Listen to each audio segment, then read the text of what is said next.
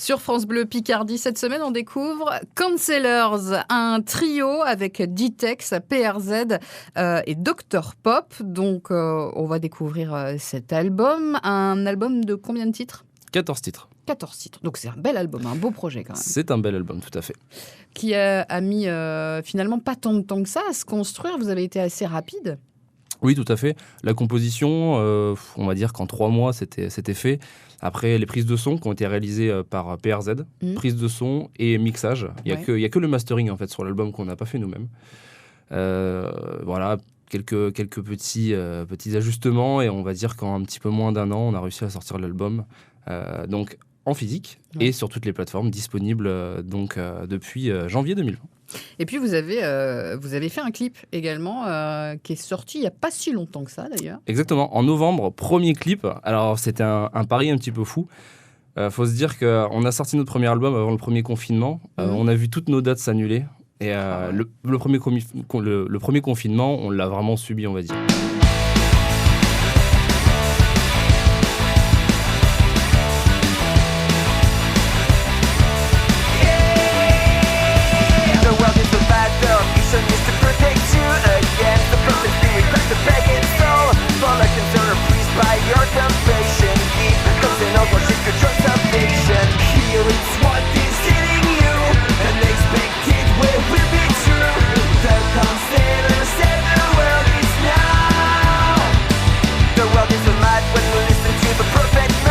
Quand on a vu le deuxième arriver, on a dit ça ne passera pas pareil. Et 4 jours avant le début du confinement, on s'est dit on va faire notre premier clip. Donc il nous restait 2 soirées.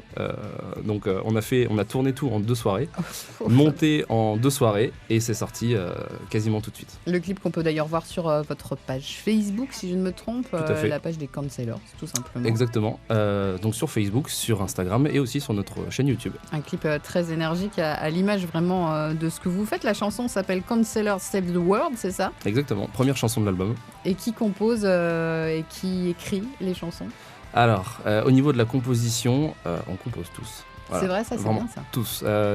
Les idées de base partent toujours de Dr Pop et ensuite c'est enrichi. Donc c'est enrichi par PRZ, par la mélodie, moi, on va dire par la partie rythmique. Sur les paroles, c'est aussi un travail d'équipe. Donc on va dire que globalement, c'est PRZ qui va écrire la base des paroles. On va apporter des ajustements. Ouais. Mais bon, il y a par exemple des chansons que moi j'ai écrites aussi. Et puis il y a des textes qui existaient bien avant, puisque j'ai dit que le groupe avait débuté en 98. Donc il y a des textes qui ont été écrits par d'anciens chanteurs. Et il faut l'avouer, il y en a, on ne sait même pas de quoi ça parle. Oui, parce que vous chantez en anglais en fait. Exactement. C'est important de le dire. Bon, on l'entend bien sûr quand on vous écoute sur France Bleu Picardie. C'est un choix l'anglais plutôt que le français ou est-ce que vous pouvez aussi écrire en français ? Pour le moment, on va rester sur l'anglais. On a eu une ancienne formation avec PRZ où on chantait en français et puis on s'est dit que sur le nouveau projet, on partait pour le moment sur l'anglais, mais pourquoi pas un jour. Attention, c'est pas une tare de chanter en anglais. Non, bien sûr que non. Bien sûr que non. Mais voilà, on s'est dit sur ce projet-là, ça sera de l'anglais.